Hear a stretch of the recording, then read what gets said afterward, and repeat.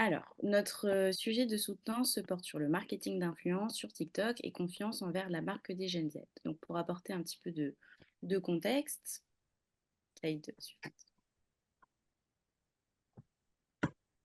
Donc, pour apporter un petit peu de contexte, l'application TikTok a connu une forte émergence de téléchargements à compter du confinement donc en 2020 et notamment auprès des utilisateurs de la génération Z. Donc, pour apporter un petit peu de définition au sujet, le marketing d'influence, c'est un type de stratégie marketing qui tire parti de la notoriété de célébrités, de personnalités, des médias sociaux, afin de promouvoir auprès de leur communauté un produit ou un service d'une entreprise. La génération Z correspond, elle, à une nouvelle génération qui est née entre 1995 et les débuts 2010.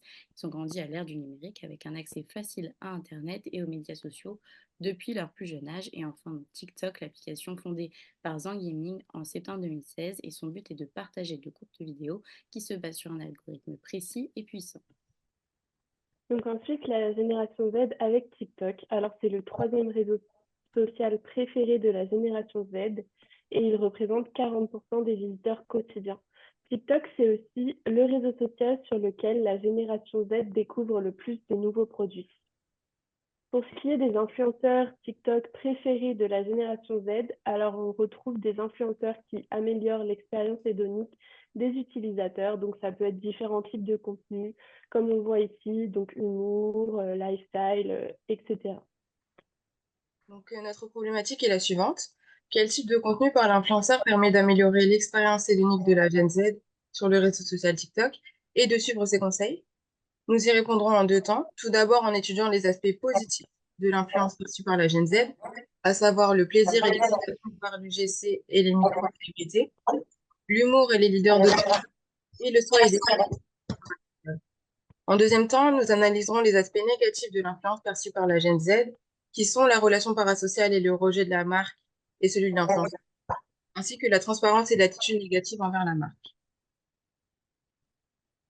Alors, du coup, dans ce premier article, pour aborder les aspects positifs de l'influence perçue par la génération Z, les auteurs ont mené une étude sur 41 personnes de la génération Z afin de connaître les outils du marketing sur Instagram qui influençaient la génération Z à effectuer des achats impulsifs dans l'industrie de la mode.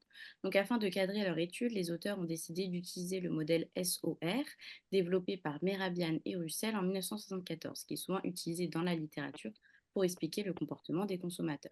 Donc ce modèle explique que des stimulus S influencent l'état émotionnel O d'une personne, ce qui évoque ensuite la réponse de la personne R. Donc, selon cette étude, le comportement d'achat de la génération Z peut être guidé par les variables suivantes. Donc, on a publicité ciblée, micro-célébrité, UGC, User Generated Content, plaisir et excitation, et enfin l'achat impulsif. Donc, pour ce qui est des hypothèses, il y avait 5 hypothèses. La première a été refusée. Donc, c'est le contenu généré par la marque qui influence positivement le comportement d'achat de la génération Z. Et donc, ce contenu est jugé par la génération Z comme trop excessif et ramène les utilisateurs à des émotions négatives, donc influence négativement leur comportement d'achat. Il n'y a donc pas d'achat impulsif.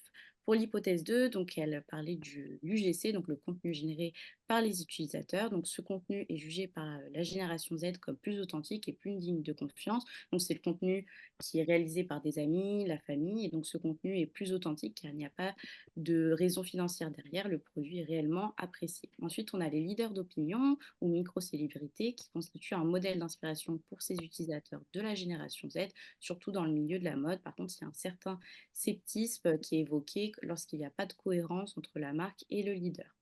On a aussi la publicité ciblée, donc la majorité des personnes de la génération Z étaient favorables ou indifférentes à ces publicités, à condition qu'elles ne soient pas répétitives et qu'elles soient pertinentes. Et enfin, donc on a les stimuli qui provoquent le plaisir et l'excitation. Donc ça influence positivement ce comportement d'achat. Et donc pour conclure, la génération Z préfère des contenus plus subtils et authentiques et prête attention à la cohérence des partenariats. C'est une partie qui sera développée par la suite.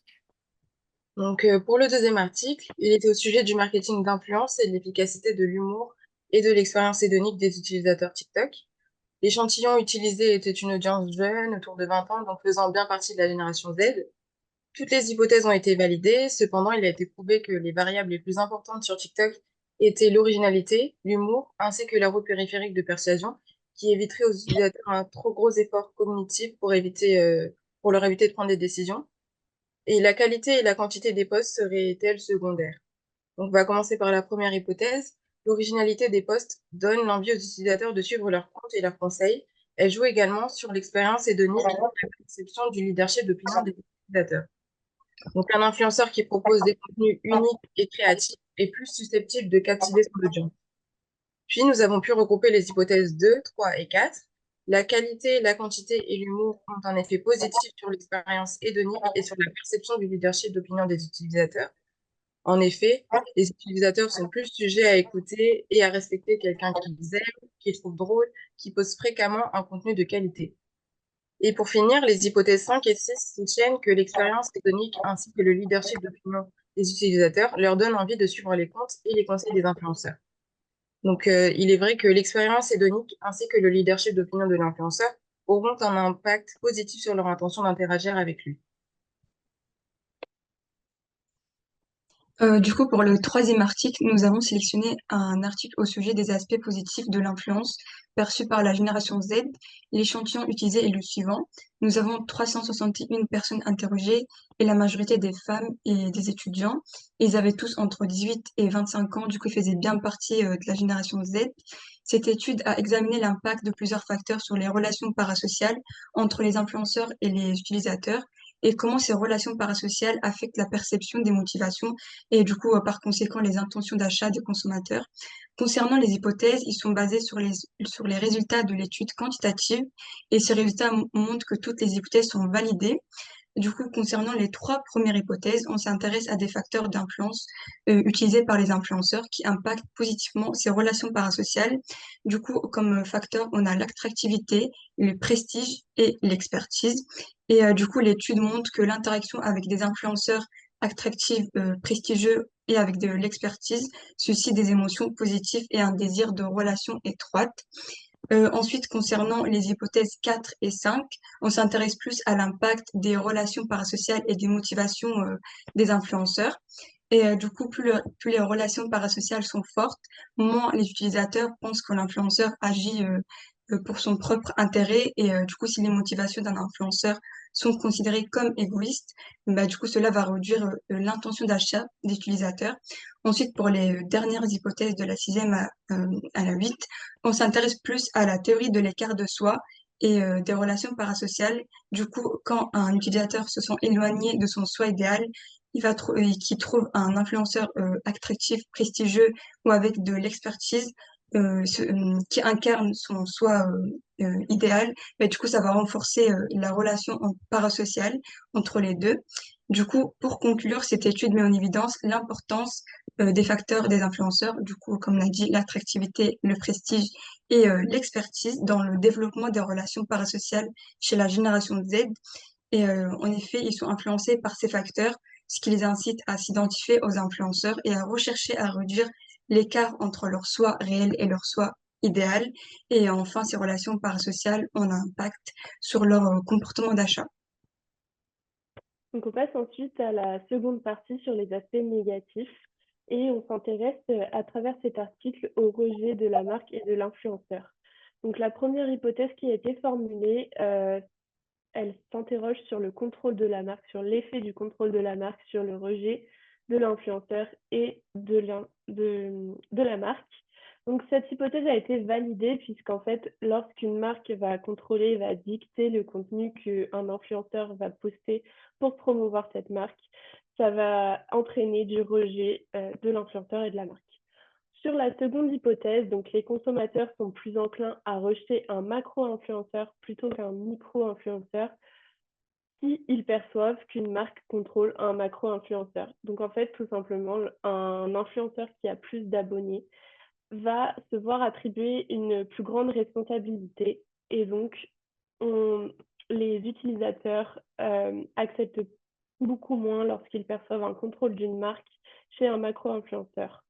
Et donc, ils vont le rejeter plus massivement, ainsi que l'influenceur, donc l'influenceur et la marque.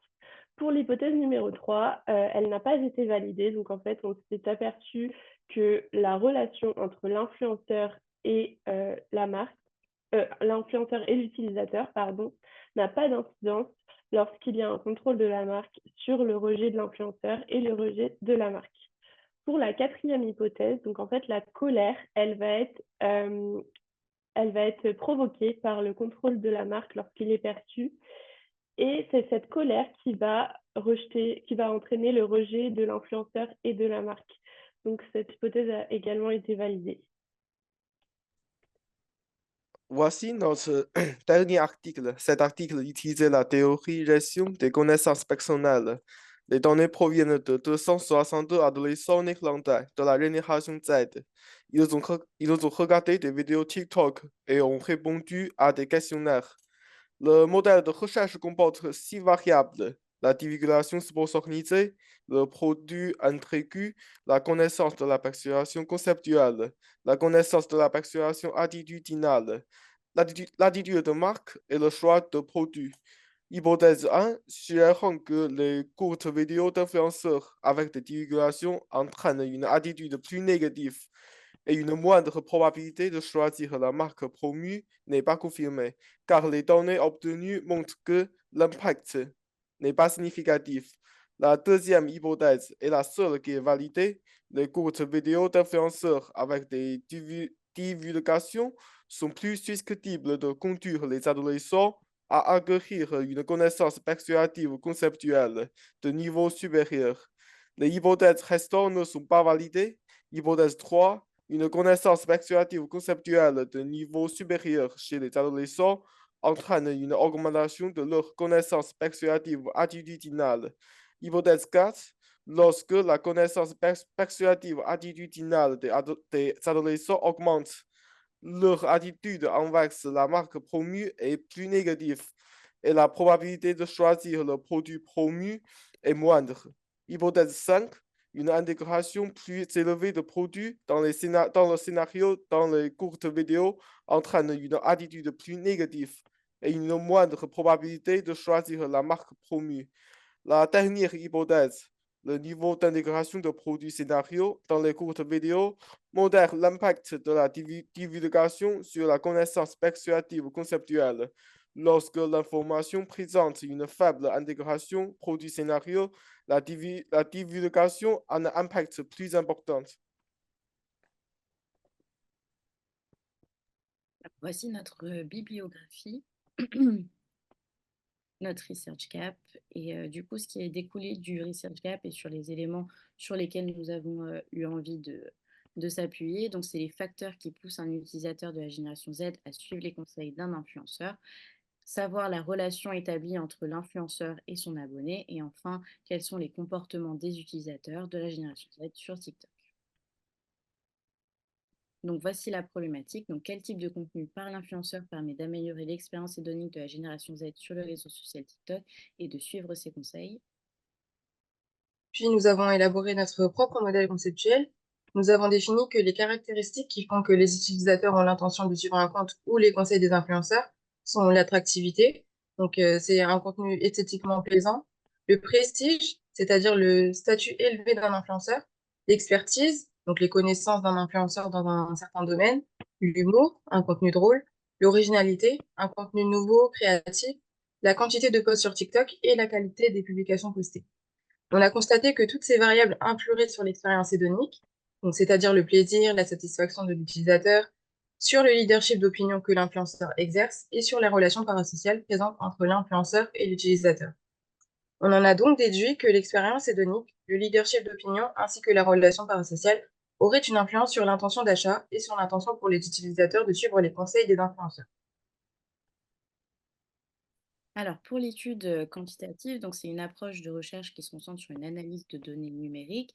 On a réalisé une enquête via Google Forms pour récolter des données qui étaient mesurables. On a donc mesuré les variables avec l'échelle de Likert en 7 points, allant de pas du tout d'accord à tout à fait d'accord, et avons posé aussi des questions sociodémographiques. On a ainsi récolté 106 réponses qui ont été filtrées et analysées sur SPSS. On a alors vérifié la fiabilité des hypothèses via des tests ACP et l'alpha de Cronbach, et on a aussi du coup testé nos hypothèses via des régressions simples et multiples avec des tests de normalité et de corrélation.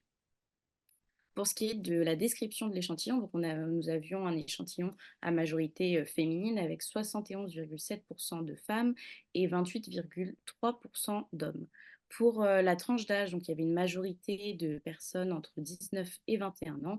Et pour la situation professionnelle, nous avions tous les niveaux, du collège salarié sans emploi à indépendant, mais la majorité de l'échantillon était des étudiants avec un pourcentage de 74,5%. Pour ce qui est du coup des résultats de l'étude quantitative avec les hypothèses, donc nous avions une première hypothèse qui parlait de l'attractivité de l'influenceur et son impact sur l'expérience hédonique, le leadership d'opinion, la relation parasociale, l'intention d'achat et l'intention de suivre les conseils. Cette dernière a été partiellement validée, donc l'attractivité de l'influenceur avait un impact positif sur toutes les variables sauf l'expérience hédonique. Pour l'hypothèse 2, elle a été entièrement refusée. Donc le prestige de l'influenceur n'avait pas d'impact sur les variables précédemment énoncées. Pour l'hypothèse 3, elle est aussi partiellement validée. Donc l'expertise de l'influenceur a un impact seulement sur le leadership d'opinion et pas les autres variables. Pour l'hypothèse 4, elle a été refusée, tout comme l'hypothèse 5. Donc, ces hypothèses parlaient de l'humour de l'influenceur et de l'originalité de l'influenceur. Donc, ces variables n'ont pas d'impact positif sur l'expérience hédonique, le leadership d'opinion, la relation parasociale, l'intention d'achat et de suivre les conseils. Pour l'hypothèse 6, elle a été partiellement validée également. Donc, la quantité du contenu posté par l'influenceur a un impact positif exclusivement sur la relation parasociale. Pour l'hypothèse 7, elle est aussi partiellement validée. Donc, la qualité du contenu posté par l'influenceur n'a d'impact positif seulement sur le leadership d'opinion et la relation parasociale. L'hypothèse 8 était, elle, refusée. Donc, l'expérience hédonique n'a pas d'influence positive sur l'intention d'achat et l'intention de suivre les conseils. L'hypothèse 9 est aussi partiellement validée. Le leadership d'opinion exercé par l'influenceur sur l'utilisateur a une influence positive sur le nombre d'influenceurs et sur l'intention de suivre les conseils. Pour l'hypothèse 10 et 11, elles ont été, elles, entièrement validées. Donc, la relation parasociale établie entre l'influenceur et l'utilisateur a une influence positive sur l'intention d'achat et l'intention de suivre les conseils, tout comme le nombre d'influenceurs. Donc, ces deux variables ont été validées et elles ont bien un impact sur les variables explicatives. Donc, voici notre nouveau modèle conceptuel. Donc, on a enlevé les variables qui n'étaient pas expliquées et avec les bêtas et la significativité des p-values. Donc, au niveau des principaux résultats, notre étude sur le marketing d'influence sur TikTok et son impact sur la génération Z révèle que les utilisateurs de cette génération sont plus susceptibles de suivre les recommandations d'un influenceur si celui-ci présente une attractivité, un leadership d'opinion et une activité régulière avec du contenu de qualité. Un influenceur avec toutes ces caractéristiques est plus apprécié et il crée un lien fort avec les utilisateurs en influençant positivement leurs décisions d'achat. Cependant, les variables prestige, humour, originalité et expérience hédonique n'ont pas montré de significativité suffisante dans nos recherches. Ensuite, nous avons identifié une nouvelle variable importante, le nombre d'influenceurs. Et donc, en somme, ces conclusions aident à créer des stratégies de marketing d'influence efficaces pour la Gen Z en se concentrant sur les caractéristiques des influenceurs qui la touchent le plus. Donc, à la suite de ça, nous avons rédigé 6 implications managériales. Donc, la première, sélectionner des influenceurs ayant une expertise et une forte attractivité. Ensuite, renforcer les relations parasociales entre les influenceurs et les utilisateurs.